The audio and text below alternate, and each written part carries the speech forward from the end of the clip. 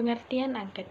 Angket atau kuesioner merupakan salah satu alat pengumpul data dalam asesmen non-tes, berupa serangkaian pertanyaan atau pernyataan yang diajukan pada responden seperti identitas pribadi konseli, keterangan tentang keluarga, riwayat kesehatan, riwayat pendidikan, kebiasaan belajar di rumah, hobi, dan informasi lainnya.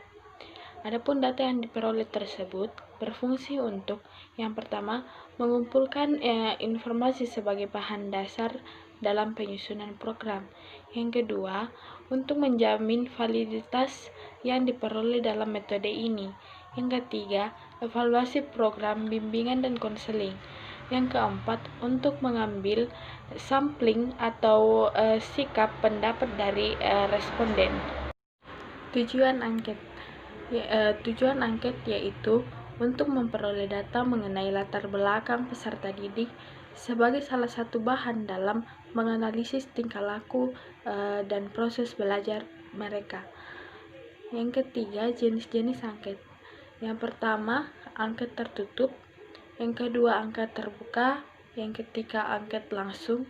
Dan keempat, angket tidak langsung. Yang keempat, cara membuat angket. Cara membuat angket antara lain adalah yang pertama, pertanyaan harus mudah dipahami dan tidak menimbulkan tafsiran yang berbeda-beda. Yang kedua, pertanyaan harus berhubungan dengan topik permasalahan. Yang ketiga, pertanyaan harus menarik sehingga responden merasa senang untuk menjawab pertanyaan itu. Yang keempat, jawaban responden diusahakan bisa konsisten sejak awal pertanyaan hingga akhir. Yang kelima, alternatif jawaban yang diberikan harus beragam atau variatif agar responden tidak kebosanan.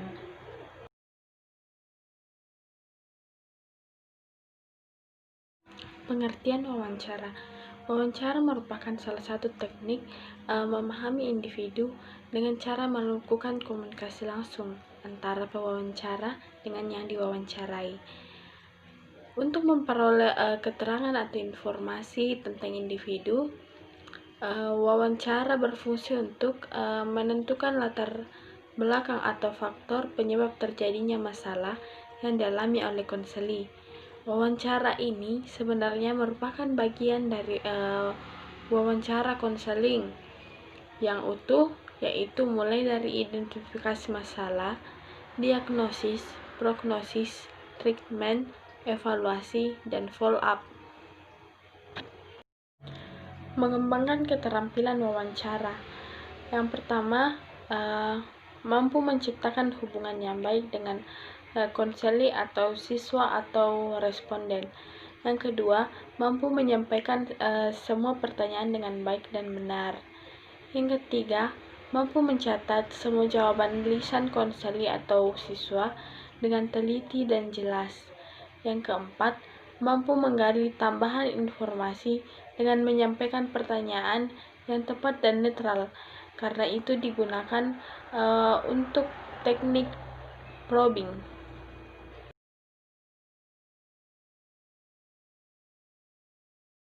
Pengertian observasi.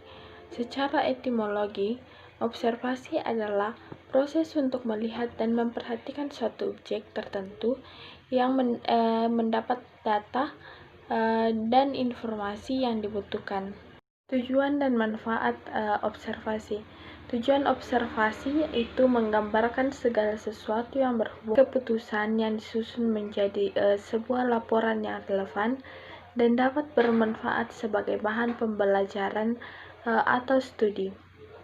Adapun manfaat yang dilakukan observasi yaitu sebagai berikut. Yang pertama, hasil observasi dapat dibuatkan konfirmasi dengan hasil penelitian. Yang kedua, deskripsi memberikan gambaran dunia nyata.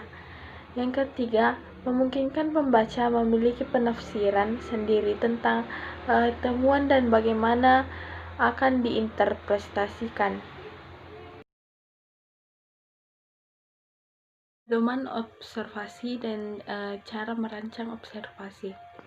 Penyusunan skala penilaian perlu dilakukan dengan tepat agar benar-benar menggambarkan kriteria atau tingkah laku sifat-sifat peserta didik yang akan diamati. Adapun langkah-langkah pembuatan skala penilaian dapat dilihat dari hal berikut. Yang pertama, menetapkan tujuan. Yang kedua, melakukan identifikasi deskriptor dari setiap kriteria yang ditetapkan. Yang ketiga, mengidentifikasi proses evaluasi. Yang keempat, membuat format skala penilaian. Yang kelima, membuat format pengisian yang jelas.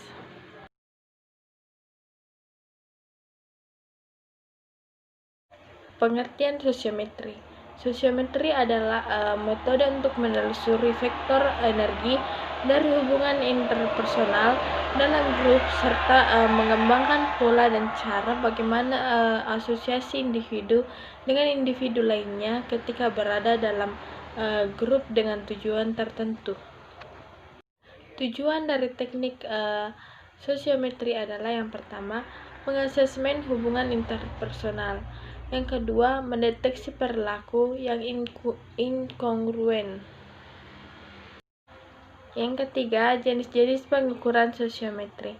Yang pertama, kriteria khusus, yaitu mengukur sikap dan perasaan terhadap anggota lain dalam kelompok dalam situasi tertentu. Yang kedua, kuesioner, yaitu mengukur sikap dan perasaan terhadap anggota lain tetapi bukan dalam situasi khusus.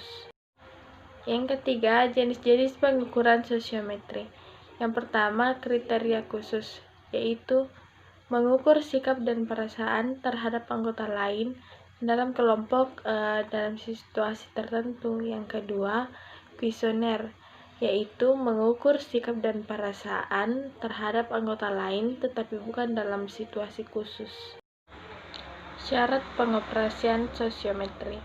Yang pertama, setiap anggota kelompok harus memahami situasi atau kriterium aktivitas khusus yang dijadikan tema pengukuran sosiometrik.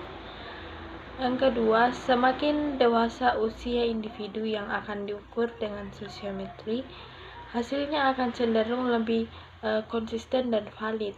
Yang ketiga, anggota kelompok harus sudah saling mengenal sehingga dapat merefleksikan sikap dan perasaan tertentu yang selama ini cenderung dialami setiap anggota kelompok. Yang keempat, anonim, yaitu hasil pilihan setiap orang tidak boleh diketahui oleh anggota kelompok yang lain untuk menjaga kondisi psikologis anggota kelompok. Langkah pengelolaan dan analisis sosiometri. Yang pertama, memeriksa kelengkapan hasil angket.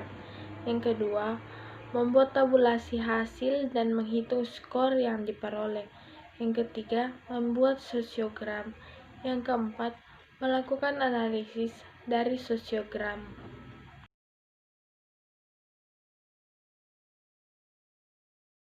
Pengertian biografis. Secara etimologis, metode biografis adalah metode yang mempergunakan bahan-bahan yang berwujud tulisan mengenai kehidupan individu yang dipahami baik tulisan itu dibuat oleh individu itu sendiri maupun tulisan biografis orang lain. Jenis-jenis metode biografis. Yang pertama, biografi. Yang kedua, autobiografi. Yang ketiga, buku harian. Yang keempat, case history. Kelebihan dan kekurangan metode biografis. Yang pertama, kelebihan. Yang pertama, data yang dikemukakan oleh konseli merupakan data otentik.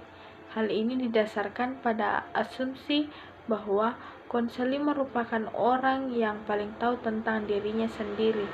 Yang kedua, data yang dikemukakan konseli dalam bahan biografis ini merupakan gambaran tentang pengalaman dan pandangan hidupnya terhadap sesuatu hal. Kekurangannya yang pertama, seorang konseling cenderung tidak menceritakan kekurangan yang ada pada dirinya. Yang kedua, sumber data yang dekat dengan konseli, terutama Dalam hubungan emosional, bisa jadi tidak menceritakan kekurangan konseli.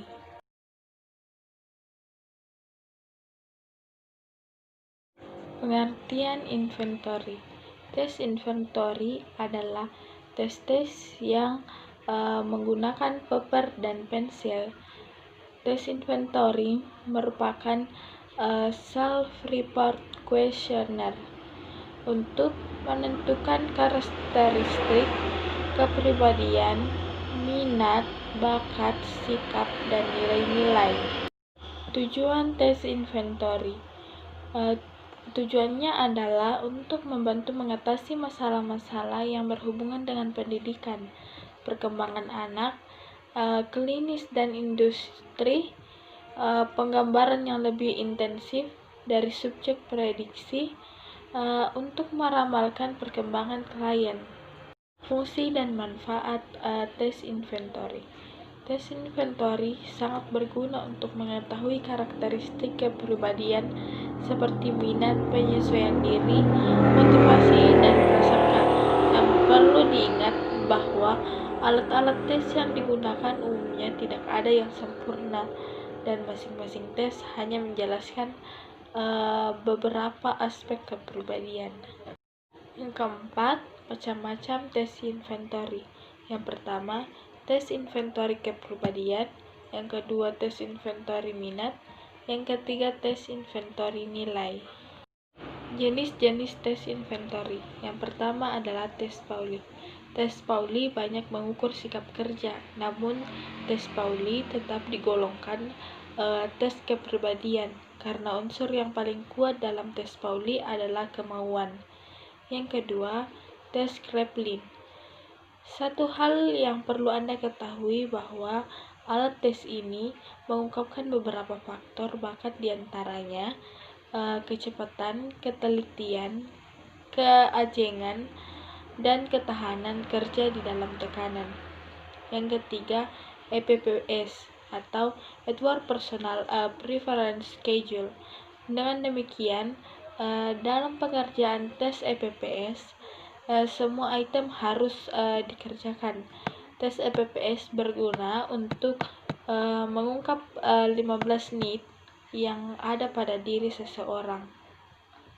Adapun langkah-langkah tes inventory, yang pertama, identifikasi tujuan ukur. Yang kedua, operasionalisasi konsep. Yang ketiga, penskalaan dan pemilihan format stimulus. Yang keempat, penulisan item dan review item. Yang kelima, uji coba. Yang keenam, analisis item. Yang ketujuh, komplikasi satu seleksi item. Yang kedelapan, pengujian rehabilitas dan validitas. Yang kesembilan, kompilasi 2 format final.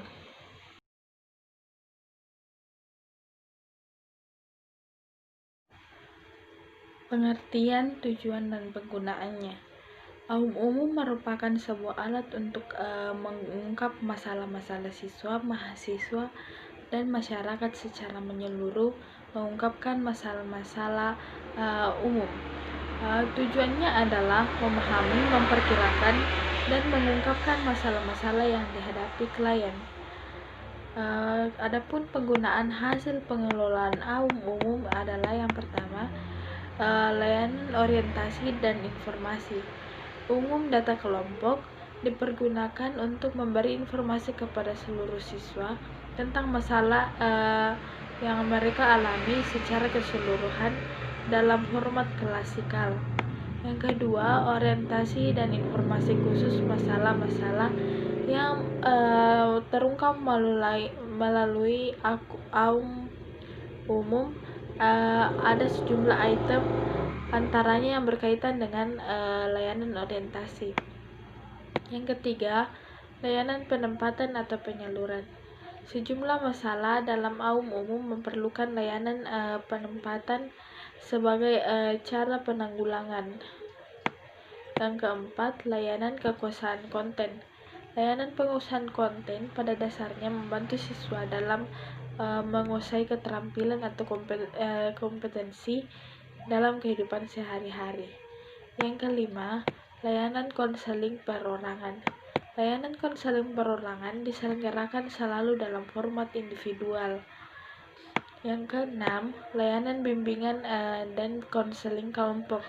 Layanan bimbingan konseling kelompok membahas topik-topik umum yang disepakati bersama oleh seluruh anggota kelompok yang berguna bagi perkembangan seluruh anggota kelompok itu sendiri. Pengelompokan masalah. Berikut adalah bidang-bidang masalahnya untuk format SMP dan SMA, mahasiswa dan masyarakat. Alat ungkap masalah ini didesain untuk mengungkap 10 bidang masalah yang mungkin dihadapi oleh klien. Ke-10 bidang masalah tersebut adalah yang pertama, jasmani dan kesehatan, yang kedua, diri pribadi, yang ketiga, hubungan sosial, yang keempat, ekonomi dan keuangan, yang kelima, karir dan pekerjaan, yang keenam, pendidikan dan pekerjaan, yang ketujuh, agama, nilai dan moral, yang kedelapan, hubungan muda-mudi, yang kesembilan, keadaan hubungan dalam keluarga, yang kesepuluh, waktu senggang. Cara pengadministrasian. AUM dapat diadministrasikan kepada siswa baik secara perorangan, kelompok maupun klasikal. Beberapa hal pokok yang perlu mendapat penekanan dalam pelaksanaan pengadministrasiannya adalah: yang pertama, petunjuk pengerjaan; yang kedua, lembaran respon terpisah; yang ketiga, waktu pengerjaan.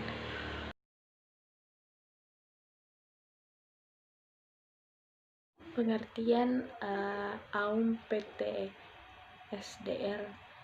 AUM PT DSL merupakan alat untuk mengungkapkan masalah-masalah secara khusus yang berkaitan dengan upaya kegiatan belajar peserta didik di sekolah, di rumah maupun di tempat-tempat lainnya. Oleh karena itu, settingnya berkaitan dengan proses belajar di sekolah, maka AUM PT DSL dipergunakan oleh guru untuk peserta didiknya. Fungsi dari AUM PT SDL adalah: yang pertama, membantu guru BK atau konselor dalam menentukan layanan bimbingan dan konseling. Yang kedua, mengidentifikasi masalah yang berhubungan dengan belajar peserta didik. Yang ketiga, membantu peserta didik yang bermasalah dalam menyelesaikan masalah belajarnya. Yang keempat, sebagai dasar penyusunan program pelayanan konseling. Kelebihan dan kekurangan AUM PT SDL. Yang pertama, kelebihannya itu validitas dan reliabilitas tinggi. Yang kedua, memudahkan peserta didik mengemukakan mutu belajar dan masalah belajar yang dimiliki. Yang ketiga, mempermudah guru atau konselor melakukan analisis dan sintesa data. Yang keempat, software program pengelolaan AUM PT SDL akan mempermudah dan mempercepat konselor melakukan proses pengelolaan. Sedangkan kekurangannya yaitu yang pertama, membutuhkan waktu yang lebih banyak untuk pengelolaan hasil, dan yang kedua, data yang diungkapkan melalui AUM PT SDL masih bersifat umum.